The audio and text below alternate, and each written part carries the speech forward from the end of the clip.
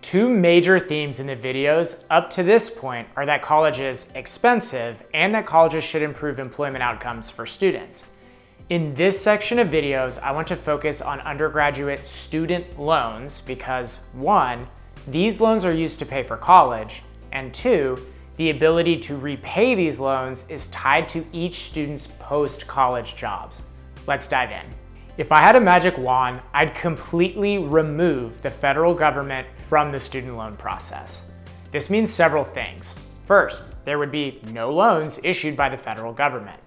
Second, there would be no loan forgiveness because the government can't forgive loans it doesn't own.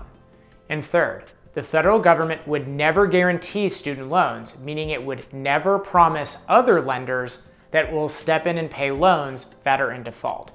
So if the government is no longer involved, that means all student loans would be issued by private lenders such as banks and credit unions. So the question becomes, why do I want the federal government out of the student loan business? There are several reasons. First, I think the federal government has been too lenient when issuing loans, meaning the government shouldn't have issued loans to some students, or it shouldn't have allowed certain colleges to receive the loan money. This easy loan money is partially to blame for the explosion in the cost of college. We'll talk more about determining loan eligibility in the next video. Second, I don't want student loans to be political. When the federal government provides financial services, there's always a risk that the political party in power can manipulate the system in some way. For example, I don't want politicians to forgive student loan debt because 1, that's a direct loss of taxpayer money, and 2, it's inherently unfair to other people who repaid their student loans.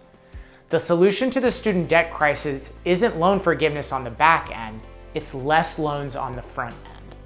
And third, it raises subsidy questions. Federal student loans directly subsidize students in terms of favorable interest rates and payment terms, and they also subsidize colleges because without federal loans, colleges would receive less money. The federal government subsidizes all sorts of industries in various ways, but it's worth asking the question here, is student debt how we want to subsidize college? Let's finish by talking about government funding of higher ed. Even though I don't want the federal government funding loans, I do want the federal government funding research.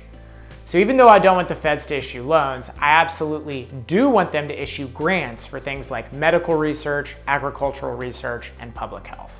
Second, I have no problem with state governments subsidizing tuition at in-state public colleges. I actually think this is a good idea and might even be necessary if we move all student loans to private lenders. I'll talk more about this in the next video. And third, I'm okay with the federal government and state governments providing tuition grants to low-income students as long as 1, the grants can be used for any type of higher education, including trade school, and 2, the grants can only be used at schools with good employment outcomes for graduates. These types of grants, such as Pell Grants, aren't loans, so they fall outside the scope of this video's discussion.